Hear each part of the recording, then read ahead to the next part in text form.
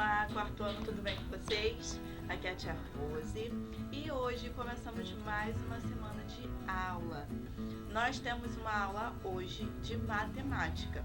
Nós já falamos um pouco mais sobre os graus, sobre quinzenas, sobre bimestres, semestres, não é? Hoje nós vamos fazer algumas páginas do seu livro de matemática que também tem um pouco a ver com tudo que a gente já aprendeu, ok? Vamos fazer da página 71 à página 75. Na página 71, nós temos aí o número 3. Alguns fornos têm um botão para regular a temperatura. A Adriana vai preparar um bolo. Na receita, pede-se que o forno seja pré-aquecido a 180 graus. Para acelerar o processo de aquecimento, ela resolveu aumentar a temperatura para 280 graus e depois diminuiu a temperatura indicada na receita, como ela deverá posicionar o botão. Aí nós temos aqui, ó, 150 graus a 180, colocando no número 1. Número 2, de 181 graus a 210. 3, de 211 a 240 graus. 4, de 241 graus a 260 graus. 5, de 261 graus a 280 graus. Como ela deve posicionar esse botão para colocar a receita na temperatura que ela quer? Ela deve colocar no número 1, 2, 3, 4 ou 5. Ela deve colocar o botão na posição do número 5, não é? Já que ela vai começar com 280 graus. Número 4. Nas ruas de várias cidades é possível encontrar termômetros. Veja a temperatura indicada ao lado. Esse termômetro marca a temperatura de 1 grau Celsius negativo. Você sabe explicar o que significa temperatura negativa?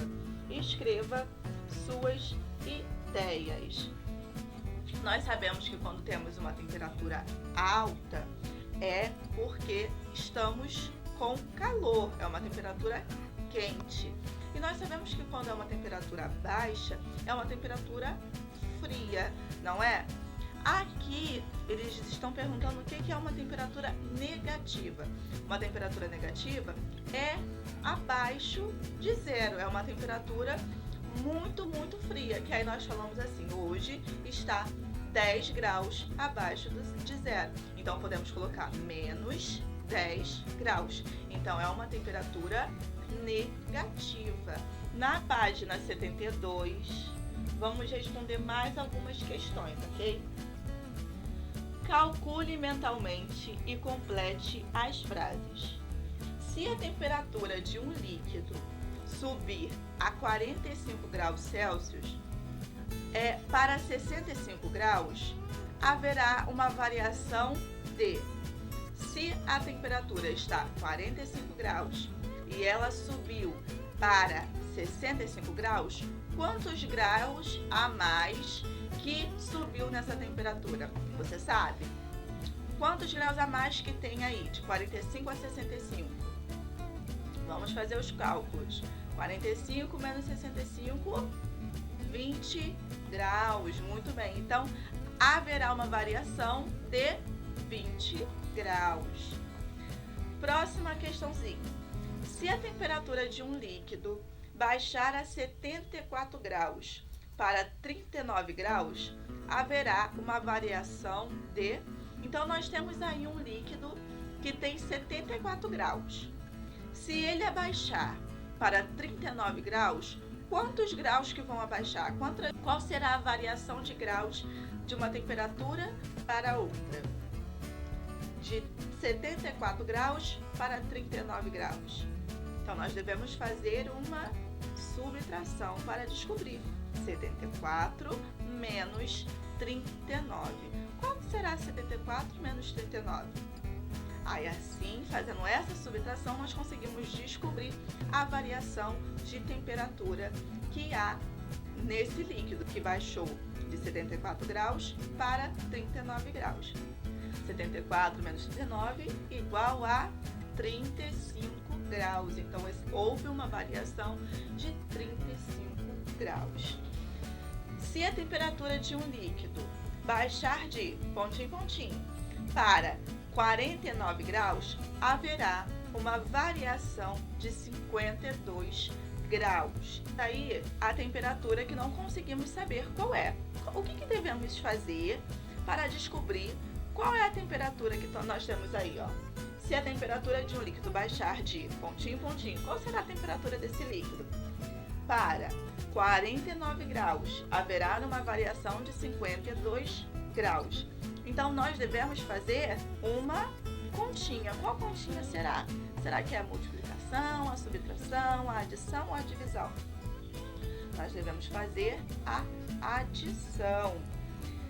Vamos somar 49, que foi a temperatura para a qual foi abaixada, e o 52, que é a variação do grau. Então, 49 mais 52 igual a... Será que você já sabe aí? Já fez a sua continha? 49 menos 52 igual a 101. Então, a temperatura desse líquido é de 101 graus. Aqui, ó, se a temperatura de um líquido subir de pontinho em pontinho para 77 graus, haverá uma variação de... Então, quanto será que mede a temperatura desse líquido? Que se subir para 77 graus, vai ter uma variação de 19 graus. Nós devemos fazer uma continha para descobrir a temperatura desse líquido, não é? Então, nós podemos usar 77 menos 19. 77 graus menos 19 graus e ver o resultado, para saber qual é a temperatura desse líquido, ok? Então, 77 menos 19 igual a 58 graus. Muito bem. Entre em ação. Para preencher o quadro abaixo, você e seus colegas vão pesquisar durante 5 dias a temperatura máxima e mínima na sua cidade e em seguida calcular as variações. Então você deve pesquisar, olha na internet, no telefone, a temperatura durante 5 dias na sua cidade, onde você está, para saber a variação. Aí aqui em cima você coloca as datas, aqui a temperatura máxima que atingiu naquele dia, a temperatura mínima e aqui abaixo as variações que tiveram de um grau para o outro, da máxima para a mínima, ok? Aqui você deve preencher a variação de temperatura, ok? Aqui nós temos, ó, 30 graus, e se ela subiu, se ela desceu, se ela subiu, se ela desceu, tá? Durante esse tempo que você vai registrar aí no seu caderno a temperatura desses 5 dias. Página 74. Agora nós vamos falar um pouco mais sobre horas. Nós já falamos bastante sobre horas. Sabemos que o relógio é uma ferramenta que nós utilizamos para medir o tempo, não é? Então agora vamos responder algumas questõezinhas sobre horas. Nós temos aí alguns relógios e nós devemos dizer o horário, tá? Número 1. Escreva no caderno a hora correta indicada em cada relógio, considerando as informações a seguir. Letra A. O relógio está 10 minutos atrasado. Nós temos aí no relógio o horário de 3h20, ok? Só que ele está 10 minutos atrasado. Então, qual seria o horário? Se ele está marcando 3h20, mas ele tem 10 minutos de atraso, então o horário dele correto deveria ser 3h20 mais 10. 3h30. Letra B. O relógio está 15 minutos adiantado. Ele está 15 minutos adiantado. Nós temos aí o horário de 5h10, ok? Temos aqui o horário de 5h10. 5h10. Cada uma dessas partes vale 5, ó. 5, 10. O ponteiro menor está no 5 e o ponteiro maior está no 2. 5, 10. Então, são 5 e 10. Só que esse relógio está 15 minutos adiantado. Então, ele aí, nesse horário que temos aí, ele está um horário atrasado, já que ele é 15 minutos adiantado. Se o horário que ele está marcando é 5 e 10, mas ele está 15 minutos adiantado, qual será o horário correto que deveria estar aqui? Então, nós vamos fazer o 5 e 10 e tirar 15 minutos, ok? Então, ficaria 4 horas e 55 minutos. Letra C. O relógio está 5 minutos atrasado. Vemos aqui que o ponteiro menor está próximo ao 10 e o ponteiro maior próximo ao 11. Então, são 10h55. 10h55. Só que esse relógio está 5 minutos atrasado. Então, eu devo acrescentar mais 5 minutos nesse horário de 10h55. 10h55 minutos mais 5 minutos igual a que horário? Que horário será que eu tenho nesse relógio? Que deveria ser o horário correto para ele estar apresentando um horário correto, já que ele está 5 minutos atrasado. Então, nós temos o horário de 11 horas, porque ele está marcando 10h55, porém está com 5 minutos de atraso. 10h55 mais 5 minutos igual a 11 horas. Letra D. O relógio está 10 minutos adiantado. Ele está 10 minutos antes do tempo que ele deveria marcar. Então, nós temos aí o horário de 6h30. Está os dois pontinhos apontando para o 6. Então, nós temos o horário de 6h30. Porém, ele está 10 minutos adiantado. Então, ele está 10 minutos além do tempo que ele deveria estar. Já que ele está com 6h30, ele está 6 minutos adiantado, eu deveria tirar esses... Ele está 10 minutos adiantado, eu deveria tirar esses 10 minutos, não é?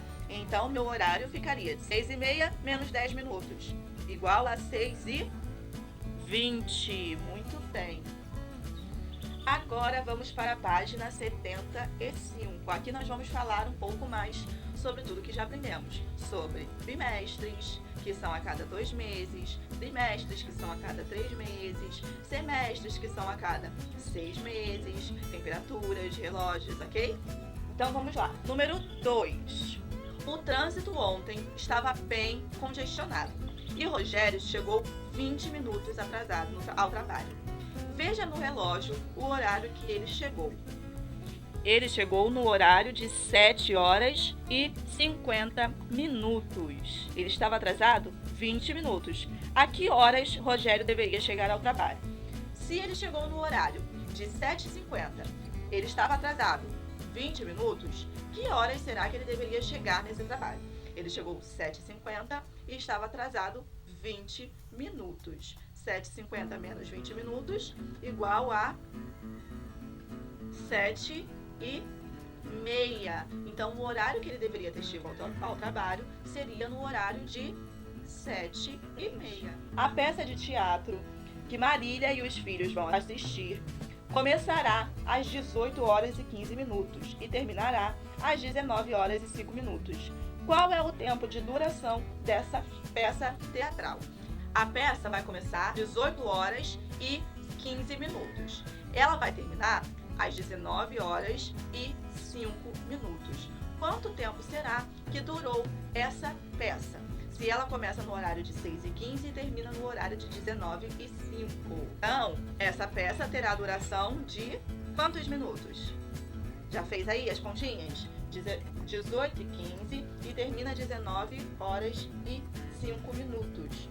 Qual é o tempo de duração dessa peça teatral? Essa peça teatral vai durar 50 minutos, já que começa faltando 45 minutos para as 19 horas e temos aí o acréscimo de 5 minutos. Então, essa peça vai durar 50 minutos, ok? Número 4. Copie a frase completando as palavras semestre, trimestre, quinzena. Um trimestre é a cada 3 meses do ano e uma quinzena é a cada 15 dias de cada mês, ok? Os meses de janeiro, fevereiro e março formam o primeiro pontinho, pontinho do ano. Janeiro, fevereiro e março. Nós temos quantos meses? Nós temos 3 meses. Então, eles formam o primeiro bimestre, trimestre ou quinzena do ano. Eles formam o primeiro trimestre, porque temos 3 meses, não é? Então, já os meses de janeiro, fevereiro e março formam o primeiro pontinho, pontinho do ano. O primeiro trimestre, muito bem. Letra B. A data do meu aniversário é de 11 de novembro. Meu aniversário é no segundo pontinho, pontinho do ano. Nós temos o primeiro semestre, não é? O primeiro semestre é a cada 6 meses que nós temos no ano. Nós temos como primeiro semestre os meses de janeiro, fevereiro, março, abril, maio, junho. São os primeiros 6 meses. E o segundo semestre são os próximos 6 meses, que é julho, agosto, setembro, outubro, novembro e dezembro. 6 meses. Então, na letra D, nós temos assim, ó, a data do meu aniversário é dia 11 de novembro. Meu aniversário é no segundo, pontinho, pontinho, do ano. É no primeiro semestre ou no segundo semestre? O aniversário dela. O aniversário dela é no segundo semestre do ano, pois ela faz no mês de novembro.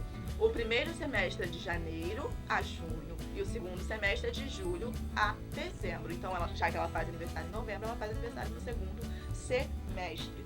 Letra C. Uma, pontinho, pontinho, tem 15 dias. O que tem 15 dias? Um semestre, um bimestre, um trimestre ou uma quinzena? O que tem 15 dias?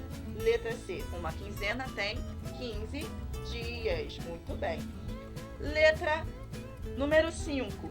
Escreva as datas de aniversário das pessoas que moram na sua casa e depois coloque-as na ordem cronológica, isto é, do aniversário que acontece primeiro até o aniversário que acontece por último.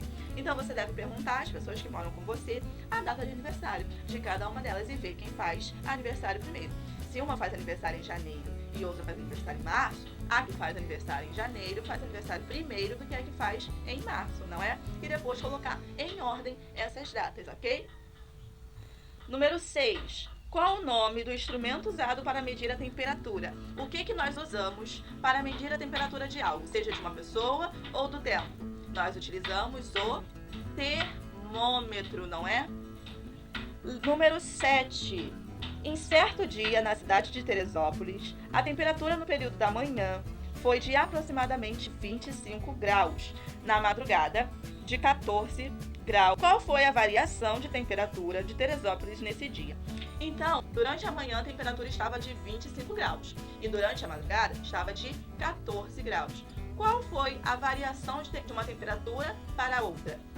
De 25 graus a 14 graus. Qual foi a variação de temperatura?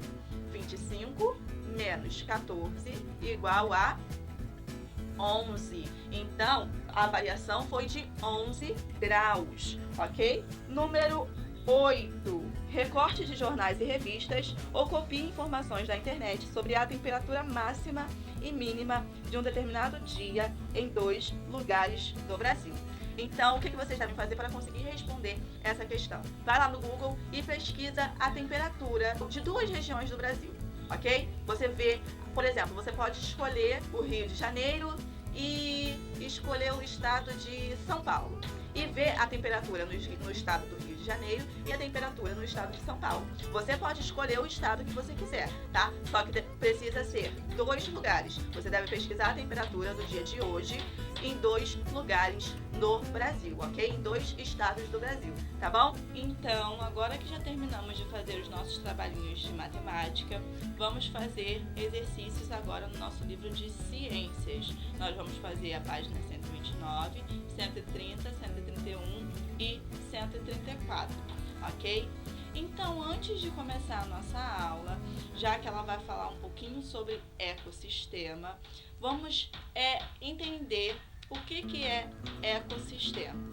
O ecossistema é a interação entre seres bióticos e seres abióticos. Tia, o que são seres bióticos? Seres bióticos são os seres vivos, tudo aquilo que tem vida na natureza. Os animais, as plantas, tudo que tem vida na natureza nós podemos falar que são seres bióticos. Os seres abióticos são aqueles que fazem parte da natureza, que têm uma interação com seres bióticos, que são os seres vivos, mas não são vivos. Por exemplo, a água, o ar, a pedra, o chão, a terra. Esses seres não têm vida, mas também fazem parte do ecossistema, pois existe uma interação entre seres bióticos e seres abióticos. Então, seres bióticos são seres vivos, aqueles que têm vida, animais, plantas e seres humanos. Seres abióticos são aqueles seres que não têm vida, pedra, ar, tudo isso que não tem vida, céu, o chão, a terra, tá? Esses seres são seres bióticos, seres que não vivos, ok? Agora vamos fazer a nossa página 129 do nosso livro de ciências, ok? Nós temos aqui, ó, número 1. Observe a imagem de um ecossistema. Nós temos aí um ecossistema, que é a interação entre seres bióticos e seres abióticos. Nós temos alguns animais, ó, o sapinho, aqui nós temos o peixinho, nós temos as plantas, o pato, a garça. Esses são seres bióticos, que são seres vivos. E também temos os seres abióticos, que são a pedra, a água, o céu, tá? Aqui mais algumas pedras são seres a areia, são seres que não têm vida, tá? Então vamos responder aqui a letra A, B e C nessa página, tá? Do número 1. Explique por que esse meio ambiente é um ecossistema. Por que esse meio ambiente aqui na foto é um ecossistema? Porque há a interação entre seres bióticos, que são seres vivos, e seres abióticos, que são seres não vivos. Por isso é um ecossistema, pois eles têm interação um com os outros, ok? Letra B. Cite 3 componentes bióticos e 3 componentes abióticos presentes na imagem. Você deve procurar aí 3 componentes bióticos, que são 3 seres vivos. Nós temos, ó, o sapo, a planta, o pato, temos os peixes, a garça, tá? A libélula, temos aqui a lagosta. São 3 seres vivos que você deve escolher, seres bióticos, seres vivos. E devem escolher também 3 seres abióticos, que são seres não vivos. Nós temos aí as pedras, temos a areia, a água, o céu, tá? O chão. Então você deve escolher 3 seres bióticos e 3 seres abióticos para preencher, para responder a letra B. Letra C. Que interação entre seres vivos você reconhece? Então nós estamos vendo aqui uma interação entre seres vivos, seres bióticos. O que está acontecendo que mostra aqui uma interação entre esses seres? Nós vemos, ó, o sapo tentando comer a libélula, ok? E a garça comendo um sapo. Eles estão tendo essa interação entre eles, ok? Agora vamos para a página 130. Página 130. A imagem mostra uma teia alimentar terrestre. Analise-a para responder o que se pede. Nós temos aí uma teia alimentar terrestre, onde a árvore serve de alimento para o bode, para o coelho e para o rato. O rato serve de alimento para a cobra e para a coruja. E o coelho e o bode servem de alimentos para o lobo. Já esses animais aqui, todos eles servem de alimentos para o gavião. E esses animais, todos eles servem de alimentos para o lobo.